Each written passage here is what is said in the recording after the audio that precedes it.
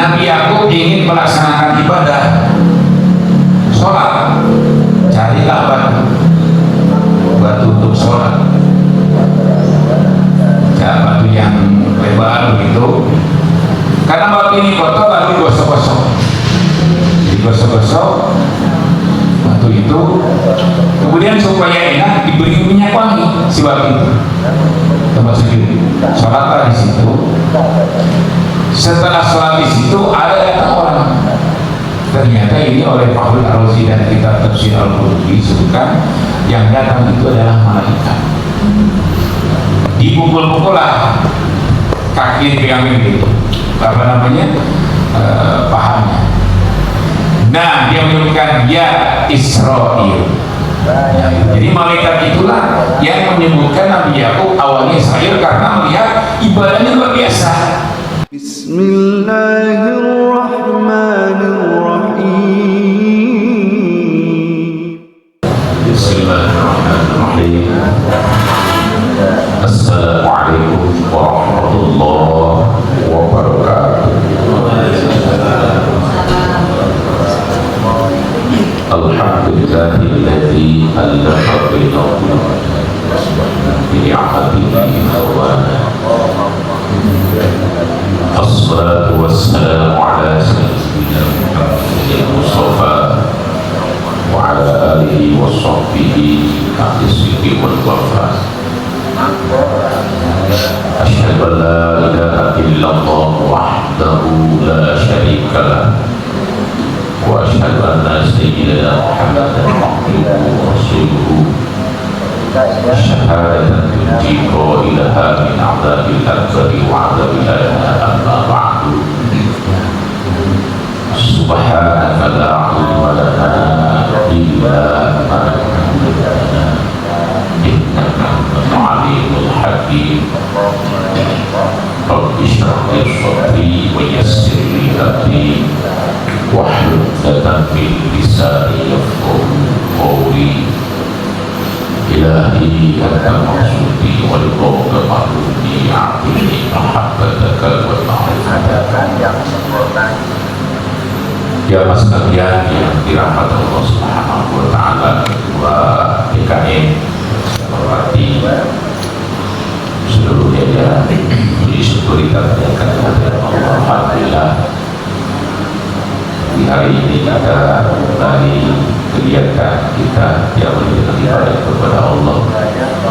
Sholat subuh berjamaah dilanjutkan dengan taklim. Semoga kita semua selalu dalam lindungan Allah Subhanahu wa ta'ala. Salawat salam semoga terlimpahkan kepada baginda sallallahu alaihi wasallam, kepada keluarga beliau yang mulia, para sahabatnya, para tabi'in atau tabi'in, dan kepada umatnya. Semoga kita dapat syafaat Rasulullah sallallahu alaihi wasallam. Yang sekalian yang dirahmati Allah, kajian kita pada pagi hari ini kajian tafsir surat Al-Baqarah ayat 133. Saya mau baca. A'udzu billahi minasyaitonir rajim. Bismillahirrahmanirrahim. Akuntum syuhada'a idh hadara Ya'qub al-maut idh qala li banihi ma ta'buduna min ba'di qalu na'budu ilaha wa ilaha abaika Ibrahim wa Ismail wa Ishaq ilahan wahida wa nahnu lahu muslimun. Sadaqallah. Terjemahnya Allah a'lam bishawab. Akuntum syuhada'a, apakah kamu menjadi saksi in hadara Ya'qub al-maut, ketika hadir Ya'qub kepada Ya'qub apa al-mautu, kematian. Ilqala ibani, ketika bertanya Ya'qub kepada anak-anaknya, ma ta'buduna min ba'di, apa yang kamu sembah sepeninggalan. Qalu, mereka berkata, menjawab, na'budu ilahaka, kami menyembah Tuhanmu, wa ilaha abaika, dan juga menyembah kepada Tuhan kakek atau bapak kali bapak Ibrahim, yaitu Ibrahim, wa Ismail wa Ishaq dan ilaha wahida, yaitu ilah yang satu. Wa nahnu, dan kami berlaku kepada ilah yang satu itu muslimuna, adalah orang-orang yang berserah diri.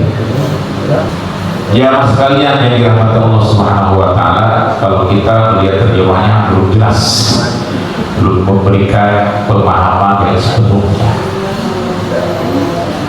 Baik, yang pertama adalah kata akuntum syuhada, yang diterjemahkan apakah kamu telah menjadi saksi. Jadi amnya itu, dimanai oleh para ulama istifham.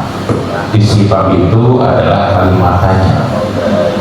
Istifham itu berasal dari kata al-fahmu, paham. Istifham minta paham, artinya pertanyaan. Am kuntum syuhada,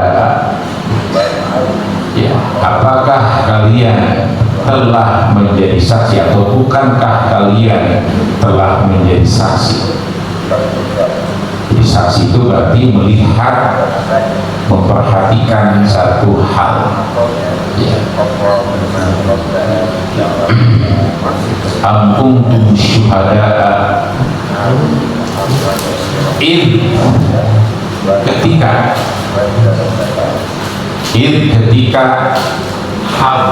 hadir Ya'qub kepada Nabi Ya'qub apa al-mautu, kematian.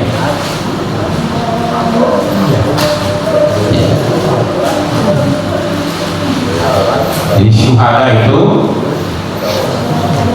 kalimat jamak, mufradnya syahid.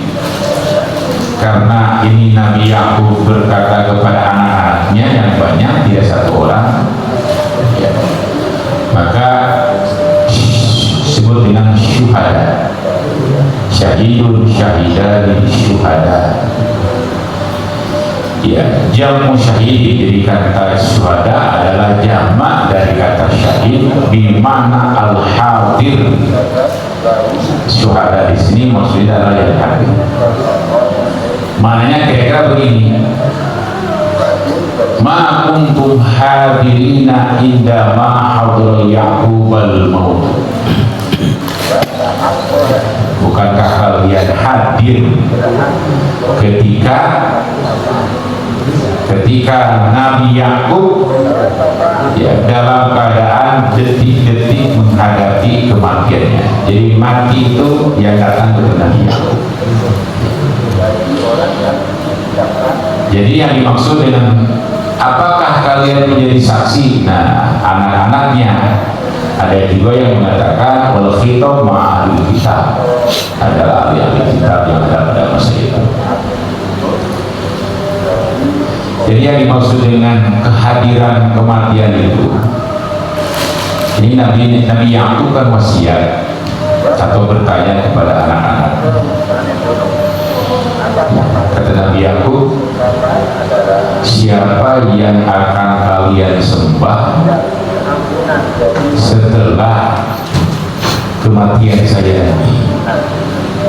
Itu maksudnya adalah, kata para ulama, menjelang kematian, bukan ketika sakaratul maut.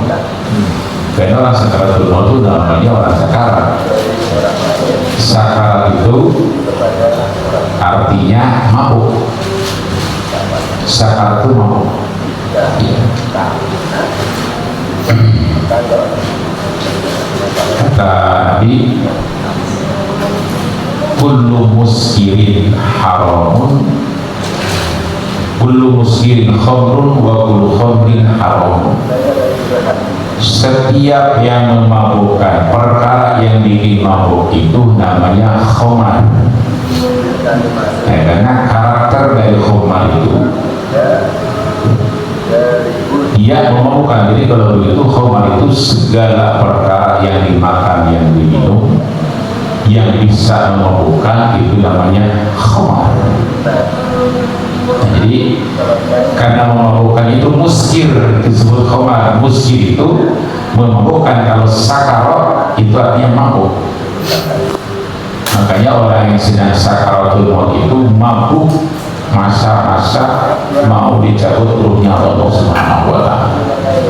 Tidak bisa ngomong apa-apa, apalagi memberikan nasihat. Maka kemudian dipahami oleh para ulama adalah ketika Nabi Yakub merasakan, ada firasat bahwa dirinya sebentar lagi akan menghadapi kematian. Jadi bukan ketika sakaratul, ketika hadir kematian, bukan matinya sakaratul maut. Ketika Nabi Yakub sudah merasakan di dalam batinnya dirinya akan gak lama lagi akan meninggal dunia. Ya mas sekalian, memang orang-orang tertentu itu, memang biasanya mereka sudah merasakan ada perasaan yang kuat. Bahkan kalau nabi-nabi tertentu kadang-kadang dikasih tahu Jibrilnya, apa namanya, siapa malaikat penyebut malaikat itu, malakul maut Israel. Ya kadang-kadang Israel itu menampakkan diri kepada orang-orang tertentu seperti kepada para nabi. Ya Nabi Muhammad tahu bahwa itu dijabat Israel. Nabi Musa tahu bahwa itu Israel. Nah itu. Nah jadi orang-orang tertentu itu memahami, merasakan bahwa kematiannya sudah dekat. Dan itulah kemudian mereka pada umumnya biasa menyampaikan pesan-pesan atau wasiat-wasiat keluarga. Jadi Nabi Yakub ini wasiat kepada anak-anaknya yang kemudian oleh para ulama sebagian disebut adalah Yahudi, ya keluarganya. Jadi kadang-kadang kita juga suka ini ya, suka membaca, mendengar tanda-tanda orang itu mati. Cuma karena kita tidak paham, baru setelah meninggal, oh baru sadar. Ya tumben dia datang minta maaf, mohon maaf ya berarti. Ya biasa saja kita pikir, ternyata begitu berima yang bersangkutan meninggal baru paham, oh iya. Nah itu jadi ada orang-orang tertentu itu ada punya diceritakan Allah tentang kematian, walaupun kematian itu perkara yang tidak ada, artinya secara umum orang tidak tahu. Ya. Libadihi kepada anak-anaknya. Ya, siapa bilibadihi ini? Kata para ulama, abna'u Ya'quba wa zawjatihi, itu anak-anak Nabi Yakub dan istri-istrinya. Siapa anak Nabi Yakub itu? Ada berapa ya? Anak Nabi Yakub ada berapa? Sudah Sudah kita berulang-ulang. Nabi Yakub itu punya istri berapa? 4 istrinya. Ya, yang 2 adik kakak, yang 2-nya lagi adalah hadiah dari bapaknya Nabi Ishak, ya, yang disiapkan untuk membantu kehidupan Nabi Yakub dan istrinya. Nah, akhirnya si pembantu yang perempuan ini juga dinikah oleh Nabi Yakub alaihissalam. Jangan ini dulu, jangan berprasangka buruk dulu. Menikahnya dinikah, pembantunya dinikah juga. Jadi kan kesannya gimana? Tidak, nanti saya cerita sedikit. Ya.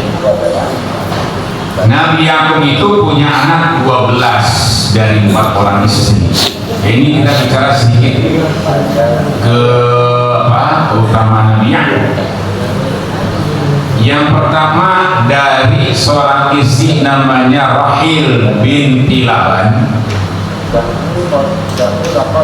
Dari istri yang namanya Rahil binti Laban, dia punya anak 2, Nabi Yusuf dan Nabi Bunyamin. Bunyamin Yusuf Nabi, bukan Rasul karena sebagian.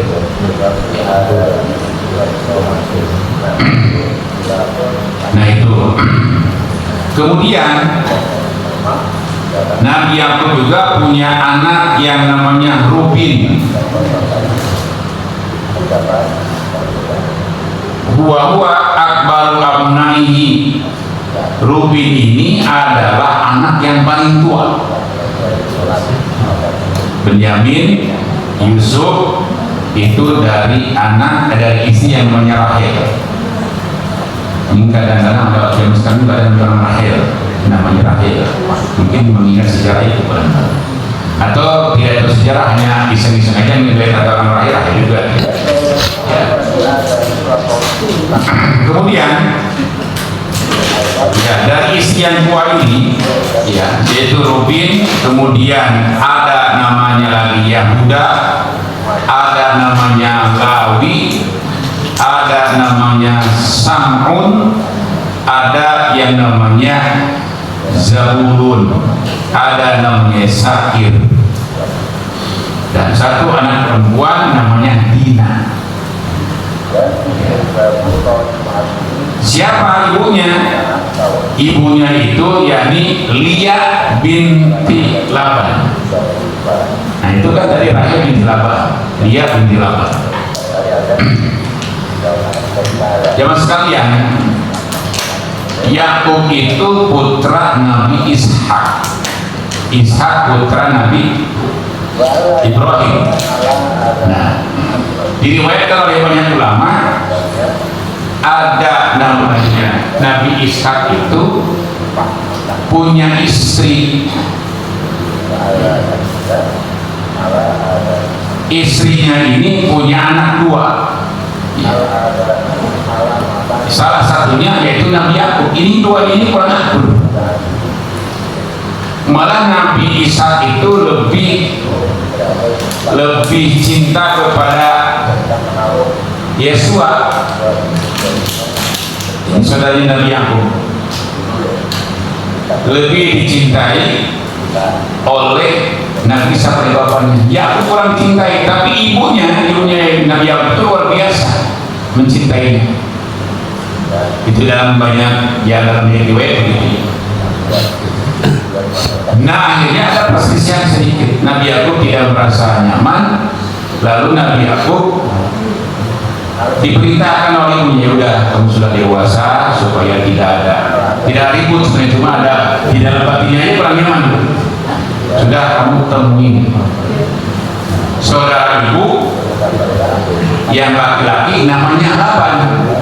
Nah ini, jadi Laban itu saudara dari ibunya Nabi Yakub. Ditemuilah ke sana. Begitu ditemui ke sana, ternyata Laban saudaranya ibu Nabi Yakub itu punya anak 2 perempuan cantik. Yang satu namanya Lia atau Laya, yang kedua namanya Rahil. Nah, karena sering berada di situ di lingkungan keluarga, secara hukum bisa dibolehkan nikah, maka Nabi Yakub bermaksud mau melamar. Berarti sepupu ya? Sepupu bukan? Laban itu paman. Nah ini Lia dan Rahel ini anak paman. Nah, paman susu bukan? Bukan, sepupu itu sepupu ya? Sepupu ya? Sepupu ya? Ya. Kata suaminya disebut dalam banyak riwayat itu tidak disebutkan suaminya siapa, dari istrinya dari Laban ini ya siapa. Cuma kata Laban, kamu kalau mau menikahi anak saya maka ada syaratnya. Syaratnya harus mengabdi dulu lah di sini, bantu saya. Siapa yang kamu melamar itu? Ternyata Nabi Yakub ingin melamar Rahel, adiknya yang yang dia adiknya.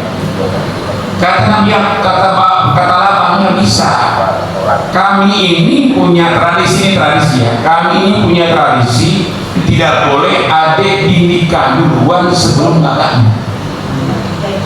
Jadi sudah ada tradisi sana. Ya dalam tafsir sudah begitu. Mungkin kita juga suka ada tradisi itu ya. Ya, ada tradisi. Apalagi kalau adanya laki-laki, kakaknya perempuan, itu seringkali ditahan oleh orang tua.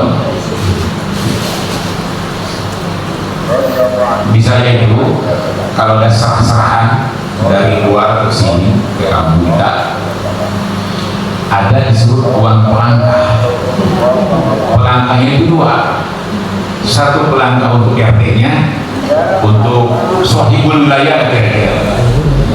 Yang kedua pelangkah untuk kakaknya jika memang dilangkahi pernikahannya. Saya sering menerima tuh, saya menerima rombongan begitu, jadi dulu bicara kira-kira. Ya, ada itu dua pelangkah. Berarti memang ada tradisi. Sepertinya tradisi atau adat istiadat itu tidak menghendaki sebenarnya kalau adanya dinikahi duluan, walaupun nanti tergantung kepada ridhonya kan biasanya ditanya. Nah ini Nabi Yakub juga begitu. Nabi Yakub ini melamar adiknya, tapi kata Laban, pamannya dia, paman dari ibu, nggak bisa, harus kakaknya dulu, barulah dinikahi kakaknya. Setelah dinikahi kakaknya, setelah 7 tahun baru adiknya dinikahi. Nah, jadi nikah dengan Lia atau Lia binti Laban, baru kemudian 7 tahun berikutnya menikahi Rahel binti Laban, adiknya. Akhirnya ketemu. Jadi dalam dalam syariat pada zaman itu adik kakak dinikahi itu tidak ada masalah. Kalau syariat Nabi Muhammad SAW yang disebutkan dalam Al-Quran itu tidak boleh. Tidak boleh wa anta jama'u bainal ukhtayn, kata surat An-Nisa. Tidak boleh adik kakak dinikah sekaligus. Kalau mau, jika sudah terjadi diceraikan salah satunya baru nikahi atau meninggal salah satunya. Nah nanti dalam kajian fikih begini, jika adik kakak yang perempuan itu dinikahi sekaligus, maka hukumnya adiknya atau bukan adiknya, siapa saja yang dinikahinya belakangan tidak sah. Hukumnya tidak sah. Kalau adiknya duluan, kakaknya yang tidak sah. Kalau kakaknya duluan, adiknya yang tidak sah. Sudah dinikahi adik kakaknya, pengen turun ranjang, tapi belum cerai, maka yang belakangan ini tidak sah. Jadi kalau dilanjutkan, maka hukumnya terjadi perzinahan. Nah, syariat kita begitu. Tidak boleh menikahi orang terjemah bainal ukhtayn, atau tidak boleh dinikahi antara bibinya dengan ponakannya yang sama-sama perempuan, nggak boleh. bibinya, tantenya dinikahi, ponakannya juga dinikahi. Nah itu tetap yang dilakukan hukumnya tidak sah. Nah pada zaman Nabi Yakub itu tidak ada syariat yang menghalangi. Nah lalu bagaimana ceritanya bisa menikahi pembantunya? Nah setelah dua-duanya dinikahi, ya dinikahi, Lia dinikahi kakaknya, kemudian Rahel dinikahi, ya, yang sudah dinikahi itu duluan dikasih pembantu satu sama bapak-bapaknya. Rahel juga dinikahi, apa namanya, begitu dinikahi dikasih pembantunya. Nah coba ini yang Rahel ini, ya, Rahel ini lama tidak punya anaknya, lama tidak punya anak. Nah jamaah sekalian, tradisi, ya, tradisi zaman itu, maka ketika si istri ini lama tidak punya anak, maka kalau dia punya pembantu, tradisi masyarakat itu istrinya memohon kepada suaminya agar si pembantunya itu dinikah. Nah itu makanya ini pembantu juga dinikahi oleh Nabi Yakub, akhirnya punya keturunan. Nah setelah itu juga kakaknya sama-sama, ya sudah kalau gitu Rahel juga apa namanya yang pembantunya dinikahi, kalau begitu pembantu saya dinikahi aja. Nah itu jadi yang dua itu sebagai, mohon maaf ya, pembantu bukan semata-mata keinginan daripada Nabi Yakub, tapi keinginan dari istri-istrinya. Kenapa? Yang pertama, dia menyuruh istrinya itu menyuruh dikalahin dengan pembantunya karena saat itu dia belum punya anak, sementara istri yang satunya sudah punya anak. Nah akhirnya supaya dinikahkan. Karena pada waktu itu, ya, tradisi pada waktu itu, istri dari suami yang perempuan ini jadi pembantunya istrinya dia itu, maka anaknya dianggap seperti anak kandungnya dari si tuannya ini. Ya, siapa yang menjadi apa namanya pembantu-pembantu itu, yaitu pembantunya yang pertama adalah Zulfa. Yang pertama namanya Zulfa, ya. Kemudian berikutnya adalah Naftali. Jadi, nah ini anaknya Zulfa itu oleh Rahel dianggap seperti anak kandung sendiri, diperlakukan, tidak dijadikan sebagai anak kandung. Ternyata, Bapak sekalian, setelah punya anak dari istri yang pembantu itu, Rahel juga akhirnya punya anak. Ini mungkin suka ada ya tradisi kita, kalau istri tidak punya anak, pancing ya, dengan cara mengangkat anak orang lalu. Ternyata ini ada tradisi pada masa Nabi Yakub alaihissalam. Ya cuman kalau di kita itu, misalnya ada keyakinan seperti itu, saya tidak tahu apakah pernah ada ngaji tafsir sampai ke sana, atau hanya dari mana itu pemahaman itu. Yang pasti ada di masyarakat itu, ada kan ya.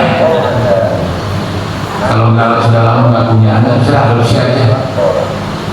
Saya punya ponakan di Cilodong sama mama, nggak punya anak, udah sekian lama, udah hampir 10 tahun nggak adopsi aja, punya ponakan dipelihara di rumahnya. Lama-lama sudah sekian lama, sekian 2 tahun, 3 tahun, dia juga melahirkan. Alhamdulillah. Nah ini karena petunjuk orang ketika kalau susah coba ngadopsi. Nah diadopsi benar. Tapi yang jelas ada tradisi seperti seperti ini zaman Nabi Yakub alaihissalam. Itulah sebabnya Nabi Yakub ini menjadi punya 4 istri dan 12 orang anak. Ya, ada namanya Jar, ada namanya Ashir atau Syed. Mengapa semuanya jadi 12 anak? Nah, itulah nama nama anak-anak dan istri dari Nabi Yakub alaihissalam. Jadi istri Nabi Yakub itu yang 2 itu namanya Rahil dan Leah, sama-sama anak pamannya adalah namanya Laban. Nah, itu awalnya karena kurang harmonis antara kakek dan kakak, bergainya kata saling. Ya, ibu kan punya kakak tuh namanya Laban. Coba ya, paman ya, kalau paman itu berarti ibu. Nah, Bapak sekalian, itulah yang 12 orang itu menjadi cikal bakal kelompok Bani Israel sampai sekarang. Nah, jadi Bani Israel itu adalah anak-anak atau keturunan dari Nabi Yakub alaihissalam. Nabi Yakub itu disebut Israel. Siapa yang pertama menyebut Nabi Yakub sebagai Israel? Nah, itu ya, di dalam tafsir Fakhruddin Ar-Razi, ternyata ketika Nabi Yakub sudah punya anak istri ya, di tempat lain, suatu saat Nabi Yakub ingin menengok ibunya. Jadi Palestina ingin menengok ibunya. Ketika dalam perjalanan, Nabi Yakub ingin melaksanakan ibadah sholat, carilah batu untuk sholat. Ya, batu yang lebar begitu. Karena batu ini kotor, lalu digosok-gosok. Digosok-gosok batu itu, kemudian supaya enak diberi minyak wangi si batu itu. Tempat sujud, sholatlah di situ. Setelah sholat di situ ada datang orang. Ternyata ini oleh Fakhruddin Ar-Razi dan kitab Tafsir Al-Qurtubi disebutkan yang datang itu adalah malaikat. Dipukul-pukul lah kaki diambil gitu, pahamnya. Nah, dia menyebutkan ya Israel. Ya, jadi malaikat itulah yang menyebutkan Nabi Yakub awalnya Israel karena melihat ibadahnya luar biasa. Israel itu kan sama dengan Abdullah dalam bahasa hamba Allah, orang yang kuat menjadikan dirinya sebagai hamba Allah, karena si malaikat itu melihat luar biasa ibadahnya Nabi Yakub itu. Dilihat dari sholatnya, mungkin sudah melihat dari awal, diikuti terus. Nah, akhirnya dia diberi gelar Israel, dan dia akhirnya oleh masyarakat disebut Israel, sampai sekarang disebut Israel. Itulah orang yang pertama menyebut gelar Nabi Yakub dengan Israel itu adalah malaikat yang memperhatikan gerak-gerik ibadahnya Nabi Yakub alaihissalam. Mungkin sudah lama, tidak disediakan dalam tafsir. Mungkin sudah lama dia dipantau itu, cuma menjelma dalam bentuk manusia, yaitu ketika Nabi Yakub selesai melaksanakan ibadah. Nah, sampai ada juga mengatakan bahwa kalau kita mau sholat dibersihkan dulu lah tempat sujudnya. Itu ada kaitannya dengan peristiwa Nabi Yakub alaihissalam. Nah, nanti Nabi Yakub itu ketika pulang dari ibunya mau ke keluarganya lagi, sholat lagi di situ, ternyata saudaranya ya Yesua itu sudah menunggu. Saudara yang konflik dengan Nabi Yakub itu ternyata ketika ketemu di situ dia damai, tidak berkepanjangan, selesai saling berangkulan, saling ibadah bersama-sama. Akhirnya dia merencanakan, mari kita nanti di tempat ini bangun tempat ibadah. Nah, akhirnya tempat itu dibangunlah tempat ibadah, dibangun oleh berdua manusia yang sangat sederhana pada waktu itu. Cuma saya cari-cari tafsir belum ketemu persisnya titiknya kalau sekarang kota mana di daerah dekat Palestina itu, ya itu yang dibangun oleh Nabi Yakub bersama Yosua. Kenapa namanya sekarang Yosua ya? Yosua. Ya. Kalau di sini tulisannya Yosua, mungkin dalam versi agama lain disebutnya Joshua, atau misalnya sesuatu yang Joshua yang lain barangkali ya, gitu ya. Ini selesai lah. Nah ini Nabi Yakub alaihissalam ya, terkait dengan anak-anaknya. Jadi anak-anaknya itu yang banyak itu adalah 12. Dan Nabi Yakub ini ternyata wasiatnya bukan kepada anak-anaknya, tetapi juga kepada istri-istrinya, seperti yang dikumpulkan. Ayo anak, istri, ya, mantu maksudnya, anak dan mantu, ayo ngumpul, bapak mau pesan. Nah pesannya itu apa? Mata'buduna min ba'di, apa yang akan kalian sembah nanti setelah kematian saya. Nah ini pesannya bagi kita adalah bahwa dianjurkan kita juga mengikuti pesan-pesan para nabi dan rasul. Kalau Nabi Muhammad itu pesannya 3 waktu meninggal itu ya. Ya. Satu, pesan dengan kedua ya, as-sholah, as-sholah, as-sholah. Di hadapan para sahabat itu menjelang kematian Rasulullah SAW, pesannya as-sholah, as-sholah, as-sholah. Yang kedua an-nisa, an-nisa, an-nisa. Hati-hati dengan sholat, hati-hati dengan perempuan. Maksudnya kalau sholat harus dijaga, kalau perempuan kira-kira apa? Hati-hati perempuan, hati-hati perempuan kira-kira apa? Hati-hati, itu banyak yang tafsirannya. Hati-hati dengan perempuan, maksudnya jangan sampai terjebak melakukan hal-hal yang tidak baik, karena di akhir zaman itu seringkali perempuan akan menjadi fitnah, ujian atau bencana ya di akhir zaman ini. Di akhir zaman juga akan semakin banyak orang mengabdikan ibadah kepada Allah Subhanahu wa Ta'ala. Nah jadi itulah nasihat Nabi Yakub yang paling pokok adalah ma ta'buduna min ba'di, apa yang akan kalian sembah setelah kematian saya nanti.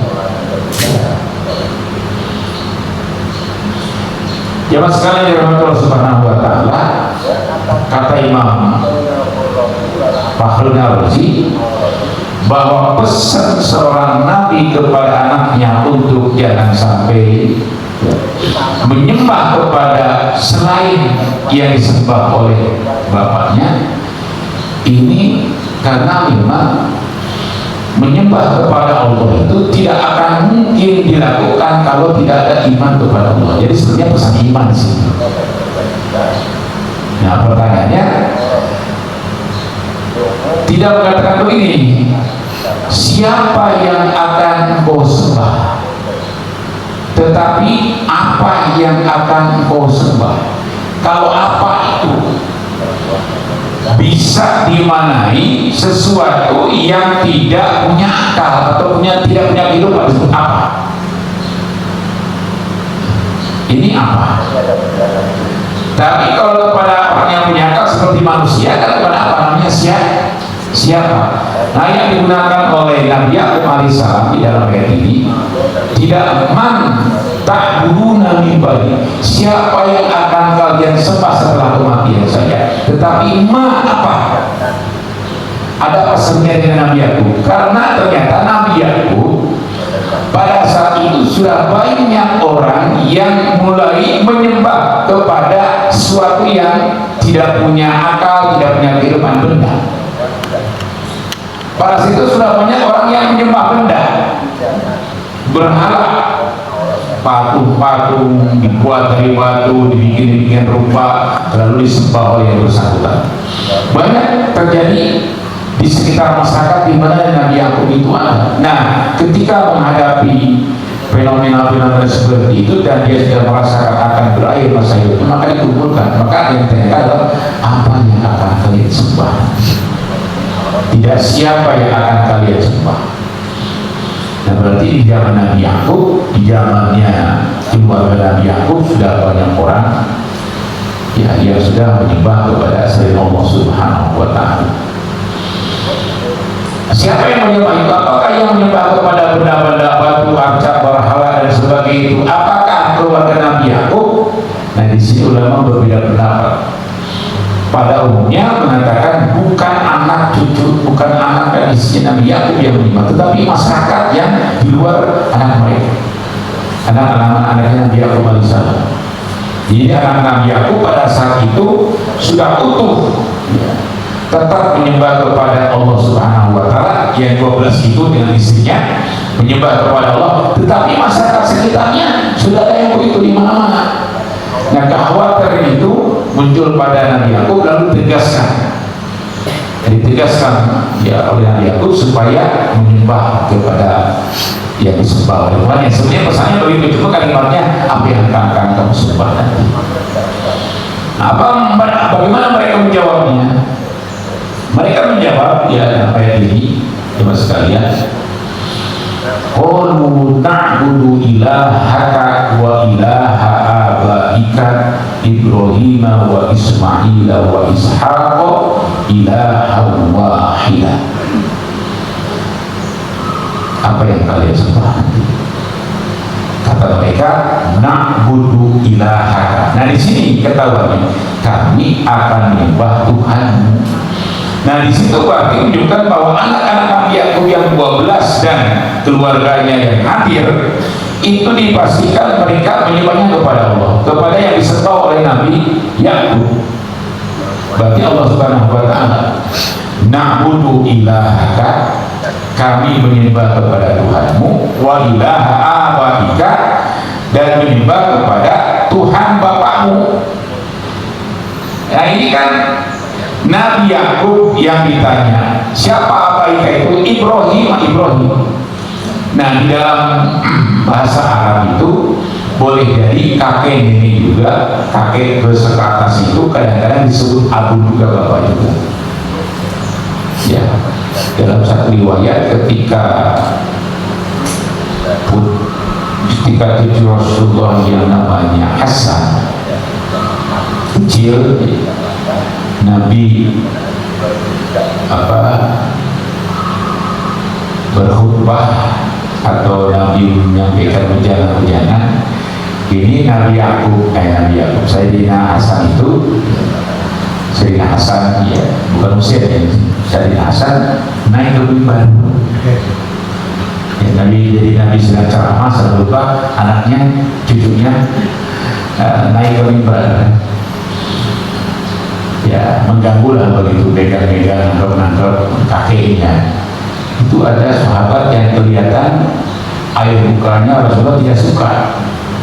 Ya, dan Nabi mengatakan lah anakku, jangan begitu, saya kan bapaknya juga. Nah, gitu, saya kan bapaknya juga.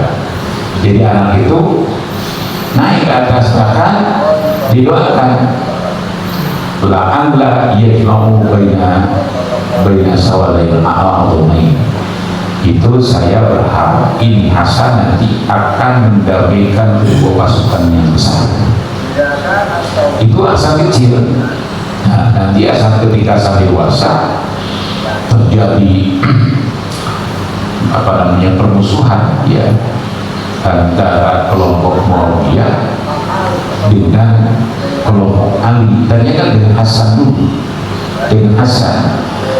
Nah, ketika pada masa Hasan itu berhasil dua kelompok ini didamaikan, karena Hasan itu lebih sikapnya tidak keras. Kalau Sayyidina Ali itu ya, Sayyidina Ali itu keras. Nah, ini kerasnya Sayyidina Ali itu turun sifat itu kepada Sayyidina Husain. Kalau Sayyidina Hasan turun kepada Sayyidina Husain. Nah, pada masa Sayyidina Hasan yang berseteru dengan bapaknya itu, dia kan terus melanjutkan setelah bapaknya meninggal itu, dan Sayyidina Ali kan dibunuh. Nah, perusahaan itu terjadi terus pada masa Sayyidina Hasan. Ya, Hasan itu bisa mendamaikan, tidak terjadi gejolak. Tetapi Sayyidina Hasan enggak, naik Sayyidina Husain. Nah, ini keras lagi, katanya begitu ya, dalam sejarah sejarah.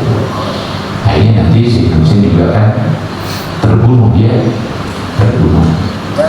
Ya, maka orang-orang Syiah ya suka memperingati hari di mana terbunuhnya si Hussein di mana? Di Karbala. Karbala itu dua maknanya kata ulama. Karbala itu karbul bala. Karbul itu kesulitan. Al-bala bencana. Ya, bencana ujian. Ya, jadi Nabi Sayyidina Hussein itu kan dijebak. Ya, Sayyidina Hussein itu dijebak. Jadi Sayyidina Hussein dipanggil oleh kawannya, ya, dianggap mudami, makanya Sayyidina Hussein tidak bawa banyak pasukan. Begitu masuk ke satu tempat lewat sungai Dajjal itu, lalu kampung, akhirnya Sayyidina Hussein harus melawan sekian ribu pasukan, akhirnya terbunuh dan di penggaliannya tusuk di bawah disampaikan kepada Yazid bin Muawiyah. Ini orang. Nah itu sampai dalam satu riwayat itu Sayyidina Hussein dalam kondisi kehausan, jadi tidak hilang sekaligus, dibunuhnya pelan-pelan. Sampai Nabi minta minum, lalu saya kasih air. Kamu selalu bayar amal ditinggal. Itulah kalau orang Sikh itu kalau mau kurban, ya mau kurban, mereka itu mengupayakan agar si kambing atau sapi yang mau dikurbankan itu dikasih makan, dikasih minum. Ingat tuh peristiwa itu. Ya. Ini kalau ini bukan, saya punya teman orang Syiah, Ustaz, pimpinan dalam salah satu perguruan tinggi, sering diskusi dengan mereka itu. Tapi isiannya Syiah yang beneran, Syiah yang beneran. Ketika itu di masjid dekat rumah itu, bukan kampung saya, di masjid sebelah, saya suka diminta potong sapi, beliau suka ada. Tanya, saya nggak tega. Kenapa saya? Kasih dulu ya, kasih aja. Nah saya nyambung itu ya, nyambung, oh kan ada peristiwa. Tetapi saya pernah baca juga satu kitab ya. Jadi cerita sini nggak apa-apa ya. Waktu saya sidang tertutup disertasi, Pak Nazir bin Umar yang sekarang jadi Menteri Agama, beliau kan yang menjadi ketua sidang. Saya bicara disertasi saya itu terkait dengan etos ritual. Saya melihat bahwa lingkungan itu ternyata punya ruh, punya sikap. Ya lingkungan itu seperti pohon sebetulnya.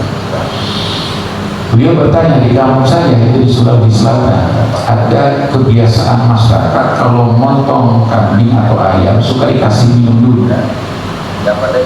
Coba carikan di mana adanya itu referensi itu. Ya, saya pernah baca tapi referensi itu tidak ingat di mana. Itu saya cari sampai beberapa minggu, nyari referensi itu di mana adanya. Sampai tanya teman-teman ibu, ada, saya pernah baca itu, bisa lupa di mana. Itu sampai 2 bulan, hampir baru ketemu itu referensi. Ternyata di dalam Syarah Arba'in Nawawiyah.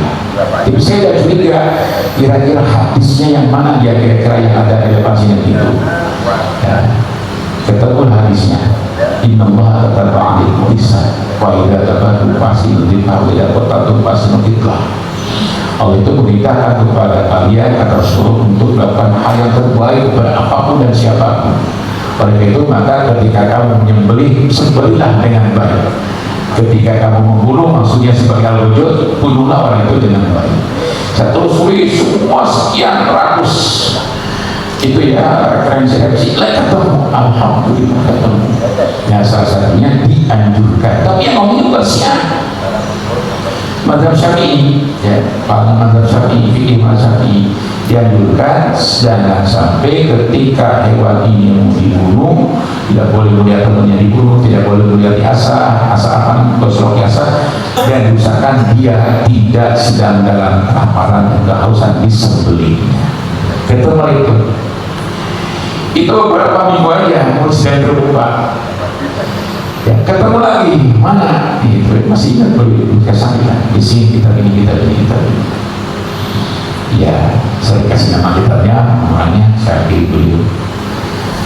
Nah gitu ya. Jadi itu ya cerita saya waktu terkait dengan dengan yang bersangkutan ini. Orang nyangkul di depan saya itu orang nyangkul. Kayak itu yang mau saya, dan pertanyaan-pertanyaannya di luar yang saya juga, saya kan memprediksi apa pertanyaan-pertanyaan yang muncul, terus dipikirkan, catat-catat kayak yang muncul apa. Ternyata pertanyaan beliau itu di luar yang diperkirakan sebelumnya. Jemaah sekalian yang dirahmati Allah Subhanahu wa taala, itu jadi na'budu ilahaka wa ilaha abaika Ibrahim wa Ismail wa Ishaq wa terusnya. Itu kata Allah. Nah, jadi artinya bahwa kadang-kadang di dalam bahasa Al-Quran atau dalam bahasa hadis itu bapak, kakek dan seterusnya itu kadang-kadang disebut dengan bapak juga, tidak selalu disebut dengan dad. Wa ilaha abaika. Kan Nabi Yakub itu putra dari siapa? Putra dari Nabi Ishak. Ishak itu putra dari Nabi Ibrahim. Ibrahim itu putra dari Azar. Ketika Nabi Yakub harusnya yang disebut bapakmu, saya akan menyembah bapakmu, wahai bapakku Yakub. Harusnya siapa? Abaika itu dia harusnya dimulai dari Ishak. Ternyata tidak dimulai dari Ishak, tapi dari Ibrahim. Ibrahim itu kan kakek. Kakeknya Nabi Yakub. Kalau anaknya baru bukan kakek lagi. Kan Nabi Yakub punya bapak siapa? Ishak. Ishak punya bapak Ibrahim. Berarti anaknya Nabi Yakub itu apa namanya? Ini cucu. Ini apanya yang dua? Ibrahim kepada anaknya Nabi Ishak yang disebut Yakub itu cucu. Jadi Ibrahim apa? Yakub itu cucunya Ibrahim. Kalau anaknya Yakub kepada Ibrahim apa namanya? Buyut. Nah, harusnya si buyut ini ngomong, saya akan menyembah kepada Tuhan bapakmu, kepada Nabi Yakub. Berarti harusnya Ishak yang dimaksud. Tapi kalau orang menyebutkan Ibrahim, itu dalam tafsir itu jelaskan, maka dalam bahasa Arab itu terkadang kakek kesana juga disebut dengan bapak. Makanya disebut Nabi Adam itu Abul Bashar, bapaknya manusia, segala manusia. Bukan disebut kakeknya, tapi bapaknya. Nah, Nabi Ibrahim itu di dalam Islam sering disebut dengan Abul Anbiya, bapaknya para nabi. Kenapa? Karena Israel, Nasrani, ya, Yahudi dan Islam itu bapaknya sama kepada Ibrahim. Ibrahim punya anak Ishak, punya anak Yakub, dan Yakub ini yang 12 itu terbelah nanti menjadi Nasrani, menjadi Yahudi. Kalau Nabi Ibrahim kepada Ismail, tidak kepada Ishak, nanti melahirkan Nabi Muhammad SAW. Oleh karena itu maka sebenarnya Islam kemudian Yahudi Nasrani itu dibawa keluar dari keturunan Nabi Ibrahim alaihissalam. Makanya dalam Al-Quran Ibrahim itu diklaim oleh Yahudi sebagai bapaknya, sebagai Yahudi. Maka Nabi Ibrahim Yahudi wala Nasrani. Jadi jawab dalam Al-Quran, Ibrahim itu bukan Yahudi, bukan Nasrani. Kenapa mereka mengklaim? Yahudi mengklaim bahwa Nabi Ibrahim itu Yahudi, Nasrani juga menyatakan bahwa Ibrahim itu adalah Nasrani karena memang bapak kakeknya. Islam juga sama, tapi Al-Quran menegaskan maka Ibrahim Yahudi wala Nasrani walakin hanifan muslimah. Nabi Ibrahim itu bukan Yahudi, bukan Nasrani, tetapi Nabi Ibrahim itu adalah hanifan muslimah. Hanif itu artinya beragama tauhid. Muslimah adalah muslim yang menyerahkan diri kepada Allah. Maka ini memberikan penjelasan kepada kita, semua nabi ya yang diberi wahyu oleh Allah Subhanahu wa taala, baik nabi maupun rasul, itu semuanya pasti agamanya Islam. Nah, lagi kemudian muncul namanya Yahudi dan Nasrani itu nanti dari keturunan Nabi Yakub. Kan tadi sebutkan anak Nabi Yakub yang 12 itu ada salah satu anak yang namanya Yahuda. Itu yang keturunannya nanti menjadi memberikan nama agama baru ini kepada bapak yang Yahuda. Yahudi itu adalah yaitu Yahudiyun, itu adalah nisbah kepada keturunan. Kalau saya misalnya bisa keturunan bisa juga kepada tempat, bisa juga kepada negara. Saya bisa mengatakan begini, saya adalah al-Indonesia, orang Indonesia. Saya al-Cianjuri karena saya dari Cianjur. Nah, bahkan dalam bahasa Arab itu suka menisbahkan kepada kakeknya. Misalnya Muhammad bin Idris Asy-Syafi'i, karena kakek Imam Syafi'i itu ada namanya Syafi'i, itu kakek keberapa? Nama dia itu Abu Abdullah Muhammad bin Idris Asy-Syafi'i, itu orang luar negeri Asy-Syafi'i. Nah, jadi Yahudi juga sama, dinisbahkan atau ada kaitannya dengan orang, salah satu anak dari Nabi Yakub namanya Yahuda. Nah, nanti keturunannya yang agama Islam dibelokkan menjadi Yahudi, India keturunannya. Dan nanti pada masa Nabi Isa kebelakangan ada yang menyelewengkan agama menjadi agama Nasrani. Nah, jadi dilihat dari silsilahnya Yahudi, Nasrani maupun Islam itu menuju kepada Nabi Ibrahim alaihissalam, tetapi dipastikan semua nabi itu tidak ada yang Yahudi, tidak ada yang Nasrani, pastinya adalah agama namanya seorang Muslim. Nah, jemaah sekalian, kalau kita mau mati, kira-kira apa pesan kita kepada anak-anak kita? Ya, kalau Nabi itu pesannya tauhid, apa yang akan kalian sembah? Jawabnya Tuhanmu, dan seterusnya. Kalau kita kira-kira nanti kalau kita sudah merasakan udah sakit berat gitu ya, sudah banyak kabel di badan selang, anak-anak kumpulin kira-kira ya ini dalam pilihan sudah terasa tuh, walaupun kita tidak tahu, aduh udah terasa berat, kayaknya udah berat. Mohon maaf ya, misalnya kalau ginjalnya sudah sudah cuci darah, kan itu bisa prediksi ya, mungkin saya sudah nggak lama lagi, jantungnya sudah pasang sekian ring, paru-parunya juga bocor. Nah, hal seperti itu kan akan menjadi bingung kita, jangan-jangan saya sudah dekat dengan saya kumpulin anak-anak.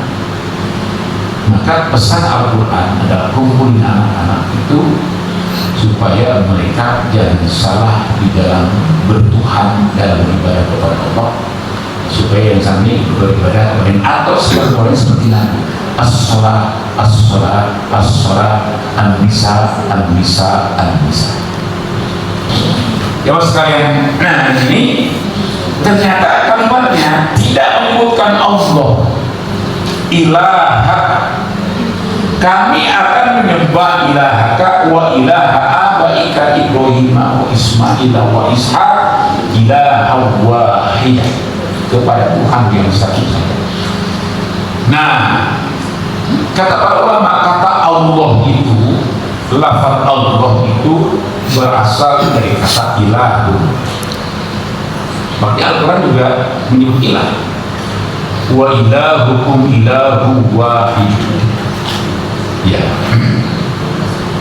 Ilah itu ilahun ditambah alif lam di depannya al-ilahu. Setelah al-ilahu dalam bahasa Arab, kemudian lamnya ilahu al-lahu, al-ilahu al-lahu Allah. Jadi urutannya asalnya ilahu ditambah alif lam al-ilahu. Kalau ilahu umum, kalau ada alif lamnya khusus Tuhan tertentu. Ilahun al-ilah. Jadi al-ilah. Kemudian hamzahnya dibuang menjadi al-lahu. A-nya ujungnya menjadi Allah. Itu dari tafsir-tafsir sekian banyak saya baca tafsir kata Allah itu dari mana sumbernya. Salah satunya adalah dari kata ilah, al-ilah. Nah, il itu nanti ya, dalam agama yang lain juga ada disebut dengan il, itu Ismail, Israel, itu maksudnya ilah. Hanya mereka tidak menyebutkan ilah, tapi il saja. Nah, dalam bahasa nanti ilah. Jadi ilah itu adalah Tuhan yang sifatnya umum.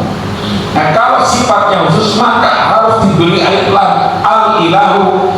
Kalau sudah diberi alif lam maksudnya Allah, makanya nanti berubah lafaz al-ilahu dari Allah. Ya.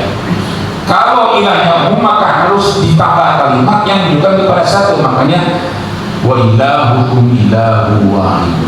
Kalau kita membaca ayat kursi kan ada namanya wa ilahukum ilahu wahid. Kalau ilah itu pasti wahid. Tapi kalau Allah tidak ada Allah wahid. Kalau Allah, Allahu ahad.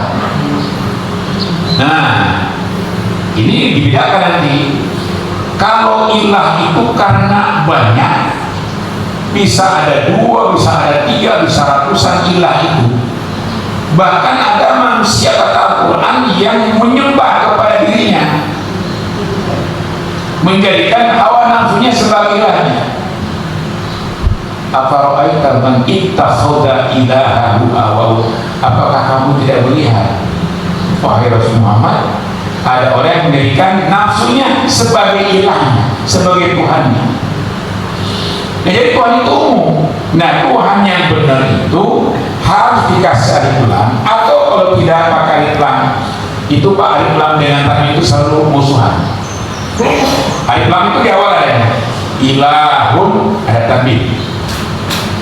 Kalau di depannya ada alif lam, al-ilahu tanbihnya hilang. Itu selalu musuhan. Kalau ilahun itu umum, kalau al-ilahu itu khusus, bukan yang mana-mana. Nah, maksudnya adalah Allah Subhanahu wa ta'ala kita. Nah, jadi kalau pakai umum maka harus sama wahid. Wa ilahukum ilahu wahid. Nah, kenapa menggunakan kata wahid tidak kata ahad? Karena Tuhan itu memang banyak. Hatta ada orang yang mempertuhankan nafsunya, bahkan mungkin ada orang yang mempertuhankan jabatannya, ada yang mempertuhankan harta kekayaannya. Ilah itu umum. Nah, yang benar adalah al-ilah atau ilahul wahid. Tapi kalau sudah namanya Allah, maka pasti kalimatnya tidak menggunakan kata wahid tapi ahad. Qul huwallahu ahad. Jadi tidak qul huwallahu wahid. Karena kalau wahid itu melahirkan kata bilangan lain. Wahid itu satu, yang kedua isnin, yang ketiga selasa. Kalau ahad tidak ada orangnya, ya sudah saja. Kalau itu wahid isnin selasa dan seterusnya. Nah, makanya Allah itu qul huwallahu ahad. Sekarang maknanya apa ilah itu ya? Ilah itu yang pertama namanya sesuatu orang yang tunduk kepadanya. Orang yang tunduk kepada sesuatu, didikte hidupnya, dia disebut ilah. Oleh itu maka ketika ada orang hidup yang didikte oleh apa saja, dia disebut sebagai ilah.